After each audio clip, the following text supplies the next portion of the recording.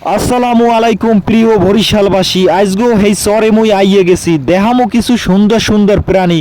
দেখেন এই যে একটা প্রাণী দেখতে আছেন, এই প্রাণীটা প্রথম মুই বুঝলাম পাথর, হেই এরপর ধরি নাই চিন্তা করছি আবার অন্য কিছু হইতে পারে, কেমন জানি সন্দেহ লাগছে। এর লেগে ছোট্ট একটা পাথর লই লাড়াই সারাই দেখলাম নরম, আবার এই মুখ দিয়ে পানিও বেরিতে আছে, মুখ নাকি কইতেরি না দাঁতও আবার দেখায়। তো যাই হোক বেশি লাড়াচাড়া করি নাই, আবার আক্রমণ করির ভিতরে কামড় টামড় দির ভিতরে এর লেগে অল্পের ভিতরে এটারে থুয়ে দিছি। দেখি সামনে কি দেখা যায়, মোর লগে থাকেন, অনেক ভালো ভালো কিছু দেখতে পারবেন। এই চরের অদ্ভুত অদ্ভুত কিছু প্রাণী আছে, এগুলো দেখতে পারবেন। যাই হোক এই যে দেখতে পারতেছেন এইখানে কিন্তু কত সুন্দর সুন্দর ছোট ছোট নীল নীল মাছ দেখা যাইতেছে ভাই, খালি চোখে কিন্তু এটা অসাধারণ দেখায়।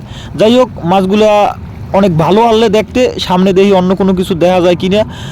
শোনেন ভাই, এই চরে এই যে চরডায় উঠছি, এই চরডায় উঠিয়া এতগুলো প্রাণীর লোকে দেখা হয়েছে ভাই, আল্লাহর সৃষ্টি না দেখলে আপনারা বুঝবেন না। এই দেখেন এই আর একটা প্রাণী, যেটার প্রথম দেখে আমি অনেক ভয় পাইছি। দেখেন এইটা কেউ চেনেন কিনা, এর কতগুলো এগুলোর পাও কমু না চুল কমু কি কমু, মোর মাথায় কোনো কিছু কাজ করে না। তো সবগুলো লড়াচড়া দিতে আছে, এই দেখকে মুই প্রথম দূরে সরিয়ে গেছি, পরে একটা লাড়িয়ে না এটার আর কি টেরাই করে দেখলাম জিনিসটা আসলে কি। ভাই মুই এর নাম টাম জানি না, ধরিও নাই। হেইয়ের পর কানায় দেখি একটা বগে বড় বড় মাছ ধরে খাইতে আছে। মোরা বক কই বরিশালেরা কে, এই বকটা একেবারে মোর মোর পছন্দ হয়েছে না, বগের মোরে পছন্দ হয়েছে কইতেরি না। মুই ওর যত দাঁড়ে যাই ও মোরে অত দেহে, মুইও বকটার দেহি কিন্তু উড়িয়ে যায় না, একেবারে দাঁড়িয়ে গেছি। সেইবার ভাবছে ও ওরে কোনো আক্রমণ করতে পারে, এর লিগে উড়িয়ে গেছে। পরে এই আর একটা অদ্ভুত একটা শামুক পাইছি, এটার ভিতরে কিন্তু পাও আছে, এই শামুকের পাও থায়।